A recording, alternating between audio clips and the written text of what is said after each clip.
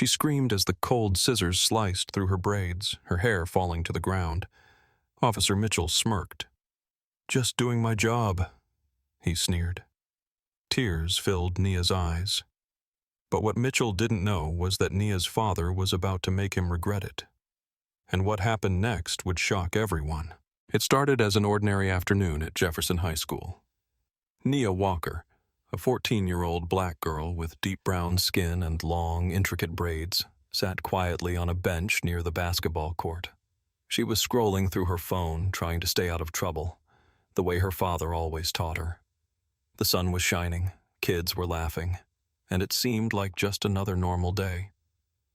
But that peace was shattered when Officer Darren Mitchell, a white cop with cold blue eyes and a buzz cut, marched across the school grounds toward her. "You!" His voice cut through the chatter of the schoolyard like a whip. "Stand up!" Nia's head jerked up, her brows furrowing in confusion. "What?" "I said stand up!" Mitchell barked, his hand resting dangerously close to the taser on his belt. Nia's heart began to race. She slowly got to her feet, her eyes scanning the courtyard. People were watching now. Kids, teachers, even the school security guard. Whispers floated through the air. "What's going on?" Nia asked, her voice shaky. Mitchell stepped closer, towering over her. "You match the description of a suspect in a theft nearby. Don't play dumb." "I didn't steal anything," Nia protested, her hands trembling at her sides. "Yeah, that's what they all say." Mitchell's eyes narrowed. He stepped even closer, his breath hot against her face. Then, without warning, he reached for her hair. "What are you doing?" Nia screamed, jerking away. "Suspects hide drugs and weapons in their hair all the time," Mitchell said coldly. "Just making sure you're clean." Before Nia could react, Mitchell pulled a pair of scissors from his pocket. Snip. The sound was sharp, cutting through the noise of the courtyard. Gasps erupted from the students. Nia's head jerked back as he grabbed a fistful of her braids and cut them off.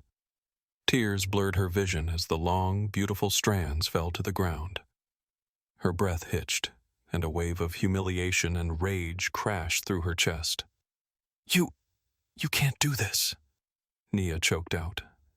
Mitchell smirked. "I just did." Teachers were rushing toward them now. One of them yelled, "Stop! What are you doing?" Mitchell held up the braids like a trophy. "Keeping the school safe," he said with a smirk. Nia stood frozen, tears rolling down her cheeks as laughter and whispers echoed around her. Her knees buckled, and her heart pounded in her ears. But somewhere deep inside, beneath the shock and humiliation, a spark of anger began to burn, because Mitchell had no idea who her father was. Nia sat in the school nurse's office, her hands trembling as she held the broken strands of her hair. Her breath was shallow, and her cheeks were still wet from tears. A dull ache spread across her chest as the reality of what had just happened sank in. She had been humiliated, violated, in front of the entire school, and Officer Mitchell had walked away like it was nothing. "Sweetheart, I'm so sorry this happened to you." The school counselor, Mrs. Lawrence, knelt beside Nia, her soft hand resting on Nia's arm. She was a middle-aged black woman with kind eyes, but her face was tight with restrained anger. She brushed a hand through Nia's jagged, uneven hair. Nia stared at the floor, her vision blurred. Her hands gripped the pieces of her braids so tightly her knuckles turned white. "He cut my hair," Nia whispered, her voice hollow. "I know." Mrs. Lawrence's voice cracked. "I know, baby." "I didn't do anything wrong," Nia said, her chest tightening. "Why did he do that?" Mrs. Lawrence's jaw clenched. "Because he thought he could." A sharp knock on the door made Nia flinch. The door opened, and the school principal, Mr. Carson, stepped inside. His face was pale, and his mouth was pressed into a hard line. "Nia, there's someone here to see you." Naya's head snapped up. Her breath caught when a tall figure stepped into the room. Her father. Colonel Samuel Walker filled the doorway, his Marine uniform crisp and covered with medals.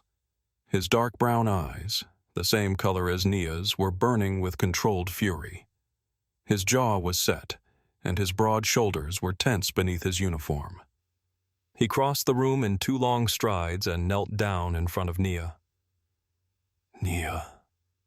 His voice was low and steady. "Are you okay?" At the sound of his voice, Nia's composure broke. Tears spilled down her cheeks. He cut my hair, Daddy," she sobbed. "In front of everyone. He said I looked like a suspect." Colonel Walker's eyes darkened. He took her hands in his grip firm but gentle. "Did he hurt you?" "No," Nia whispered. "Just this." She held up the cut braids. Walker's jaw twitched. He stood up, his back straightening like a man preparing for battle. He turned to the principal. "Where is he?" Mr. Carson's mouth opened, but no sound came out. His gaze flicked nervously toward the hallway. "Officer Mitchell is still on the premises." Colonel Walker's eyes darkened. He took her hands in his grip firm but gentle. "Did he hurt you?" "No," Nia whispered. "Just this." She held up the cut braids. Walker's jaw twitched. He stood up, his back straightening like a man preparing for battle. He turned to the principal. "Where is he?" Mr. Carson's mouth opened, but no sound came out.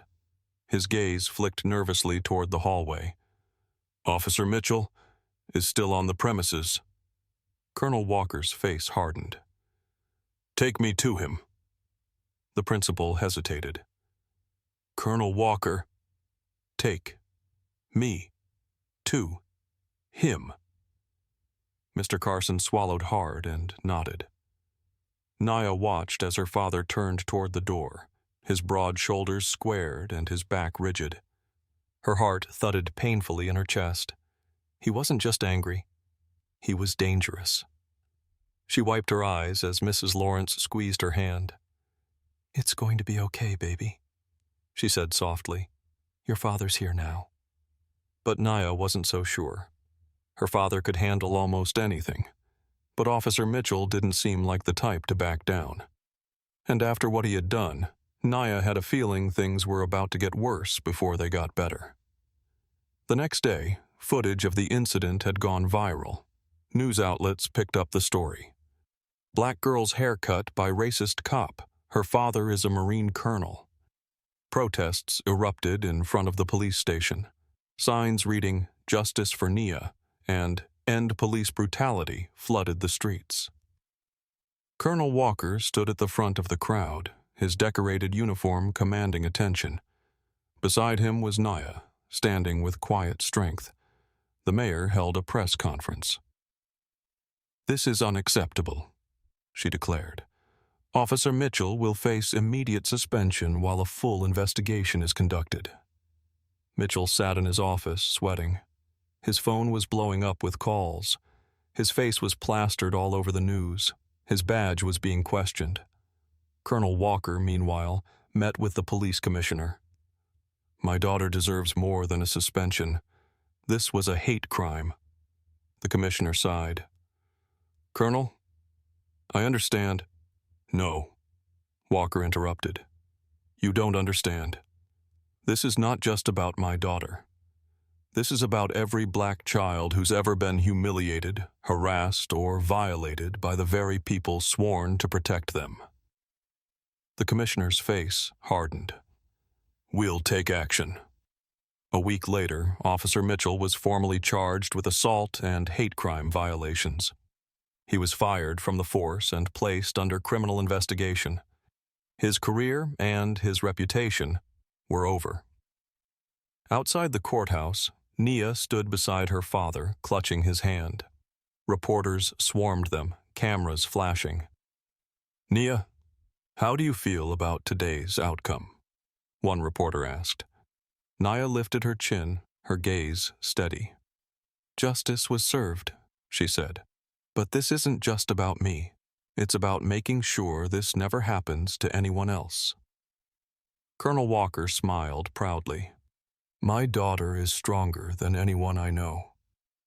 Later that night, Nia sat with her father on the couch. He wrapped his arm around her.